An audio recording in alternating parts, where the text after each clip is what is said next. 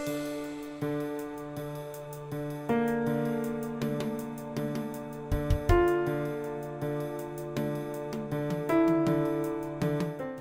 to another in the series, Achieving Optimal Health.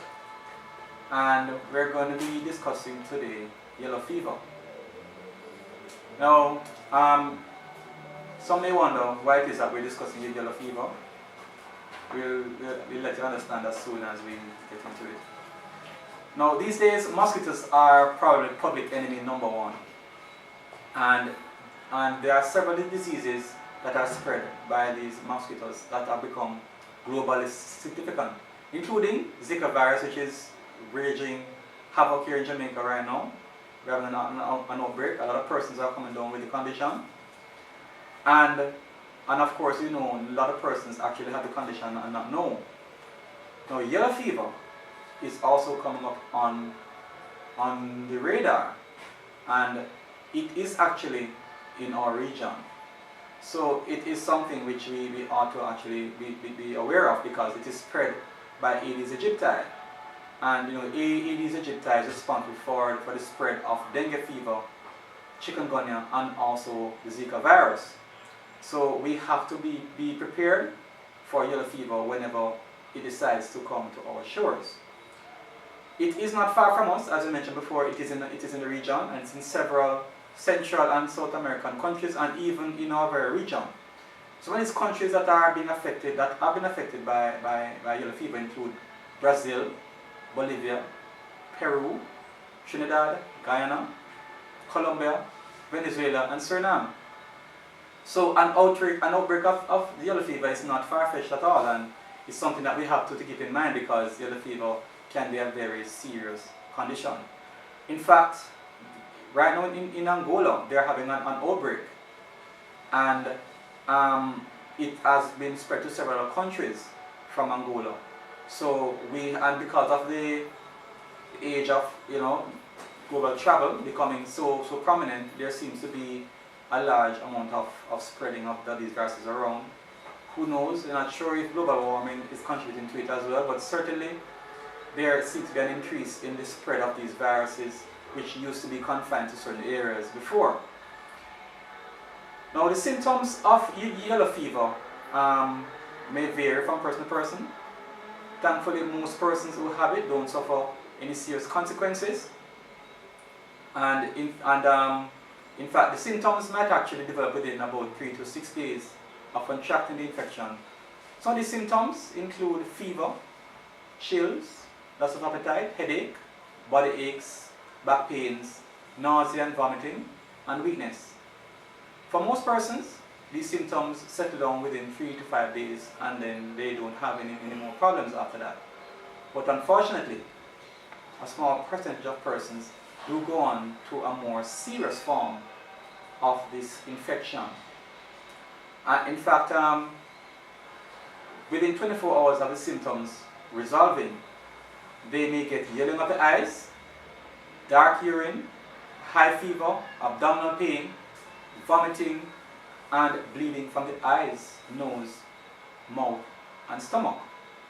In fact, several organs are usually involved in this process, and these include especially the kidney and the liver, which you know are critical organs for the normal functioning of the body.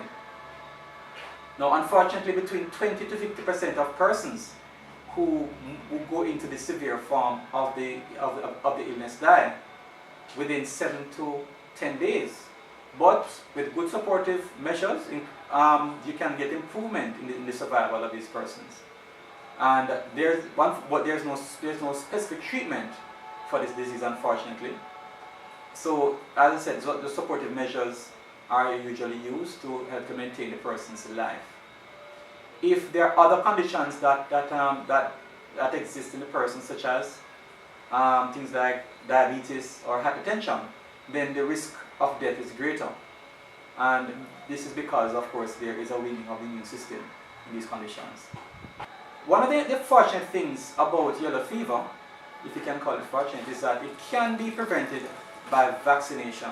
And this vaccination is actually available locally, usually through the public health system. For those of us who are wise, it will be a good idea to go and get vaccination before it becomes a problem here. But of course, if it does come, or if it starts to pose a serious threat, then there's probably going to be a rush. So it's wise to start, seeking out this vaccination so that you can be protected. And then, of course, the general control measures for the mosquitoes, and these include the use of mosquito mesh on our windows, mosquito nets around our beds, mosquito repellent, insecticides, fogging of the community, and getting rid of breeding sites such as throwing oil on standing water, ensuring that our plants which have water, which are growing water, the water is changed on a regular basis.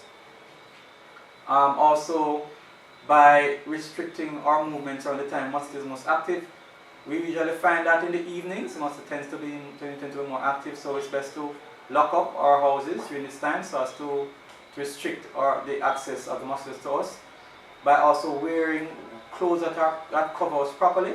This is also very important. It can help to reduce the mosquitoes' access to us. So we want to be wise. We don't want to wait until this disease comes upon us in Jamaica, because we have seen other conditions come from the east, such as chikungunya and Zika, and we want to be more prepared this time. And let us be aware that this is how the disease is transmitted, is through mosquitoes. There seem to be a lot of persons who are very skeptical about whether these diseases are spread by the mosquitoes. But if you don't take the necessary precautions, then of course you will suffer the fate of so many other persons. So let us be wise, let us be proactive, let us prevent this disease from coming to Jamaica and causing havoc as Zika virus is now and chikungunya has done in the past. Be smart, be prepared. Thank you very much.